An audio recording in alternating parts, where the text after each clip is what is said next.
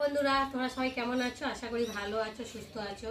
তো আমিও ভালো আছি। মৌসুমি অফিসিয়াল চ্যানেলে তোমাদের সবাইকে জানাই স্বাগত জানিয়ে শুরু করছি আজকে নতুন একটা ব্লগ। চলো তোমরা দেখতে থাকো, আশা করি ভালো লাগবে। তো ভালো লাগলে অবশ্যই একটা লাইক, কমেন্ট, শেয়ার আর আমার চ্যানেলটাকে সাবস্ক্রাইব করে দিও।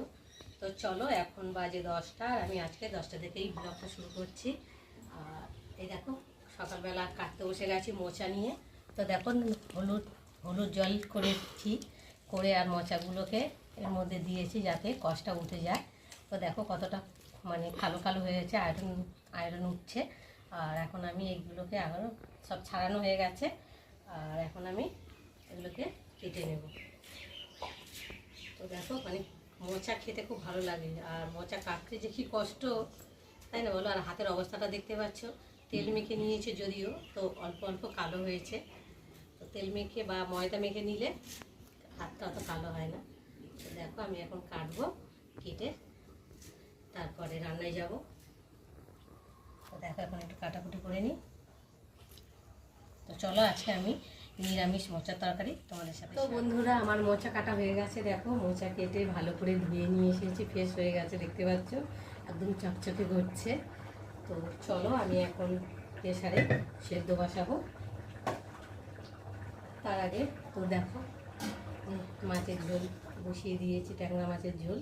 তো আদা, রসুন, পেঁয়াজ, গুঁড়ো লঙ্কা সব কিছু দিয়ে মশলা দিয়ে মাছের ঝোল বসিয়ে দিয়েছি। আর এখানটায় দেখো ট্যাংরা মাছ রয়েছে, ভেজে রেখেছি। তো ট্যাংরা মাছটা এখন ঝোলের মধ্যে দিয়ে দেব।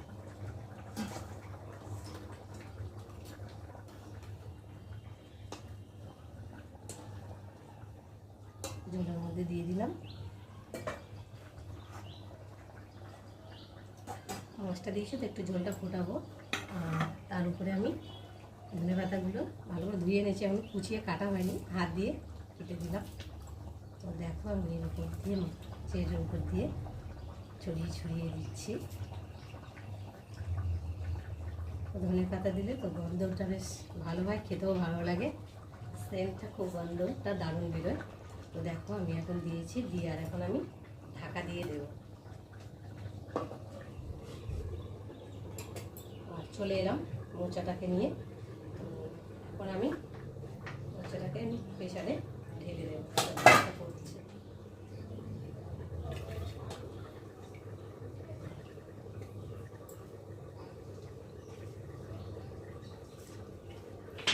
মোচার মধ্যে একটু চিংড়ি মাছ করলে ভালো লাগে। তো এখন কী করবো বলো, আলু তো নেই। তো তার জন্য আমি এখন প্রেসারে সেদ্ধ বসাচ্ছি। তো দেখো এখন নুন দিয়ে দিলাম, দিয়ে রাখি। হাতটা একটু ধুয়ে নেব, নিয়ে আর এ দেখো ছোলাগুলো এসে একসাথেই সেদ্ধ করে নেব। খানিকটা আছে থাক, পরে সন্ধ্যাবেলা সিদ্ধ করে খাওয়া হবে। মুড়ি টুড়ি দিয়ে অনেকটাই ভিজিয়ে ফেলেছি। যাই হোক, এখন প্রেসারটা ঢাকা দিয়ে দিলাম। দিয়ে দেখো প্রেসারে সিটি দিতে দেবো। চলো আর একটু নেড়ে দিই।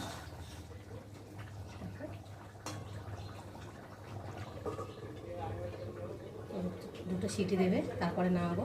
তো বন্ধুরা, চলে এলাম রান্নায়। তো দেখো পটল ভেজেছি, তো পটল ভাজার তেলটা একটু কালো কালো মতো হয়ে গেছে। আর একটু আমি তেল দেব, পটল ভাজার তেলের মধ্যেই আমি তরকারিটাকে রান্না করব। তো দেখো আর একটু তেল দেব, এই তেলটা একটু গরম হয়ে গেছে। আর এখন আমি শুকনো লঙ্কা দেব ফোড়নে, আর তেজপাতা, আর দেব গোটা জিরে।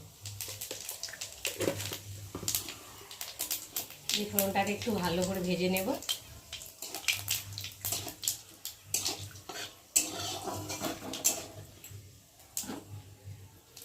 তো ফোড়ন ভাজা হয়ে গেছে। আর এখন আমি এই ছোটো ছোটো করে আলু ভালো করে ভেজে নেব।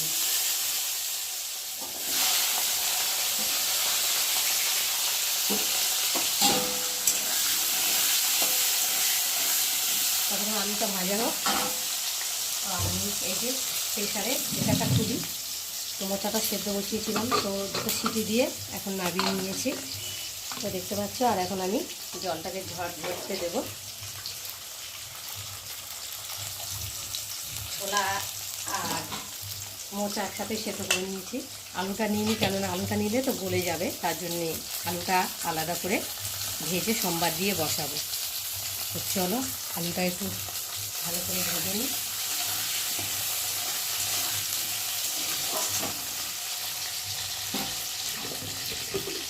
তো দেখো আলুগুলো ভাজা ভাজা হয়ে গেছে, আর কটা কাঁচা লঙ্কা ছিঁড়ে দিয়েছি।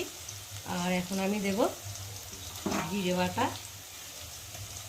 আর দেবো আদা বাটা, দেবো হলুদ গুঁড়ো আর দেবো নুন। অল্প করে দেবো, কেননা সেদ্ধর সময় মোচাতে নুন দিয়েছি, তো অল্প করে দিলাম, যদি লাগে পরে দেখা যাবে টেস্ট করে। তো এখন মশলাটা দিয়েছি, ভালো করে আলুটা ভেজে নিই। মশলার একটা কাঁচা গন্ধ ভাব থাকবে, না ভাজা করে ভেজে নেবো। তো মশলার সাথে দেখো আলুগুলো কষানো হয়ে গেছে, আর মশলা থেকে দেখতেই পাচ্ছ তেল ছেড়ে দিয়েছে, আর মশলাটা ভালো ভাজা হয়ে গেছে। আর এখন আমি মোচা সেদ্ধগুলোকে মধ্যে ঢেলে দেবো।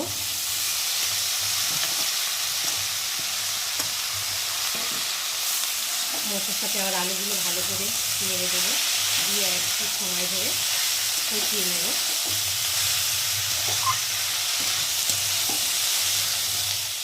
তো দেখো আমার মোচা কষানো হয়ে গেছে, তো দেখতেই পাচ্ছ ভালোভাবেই কষানো হয়ে গেছে দেখো।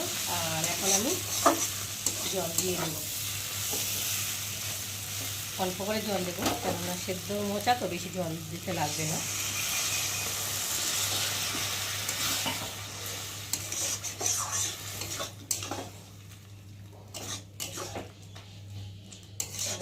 জল দিয়ে দিলাম,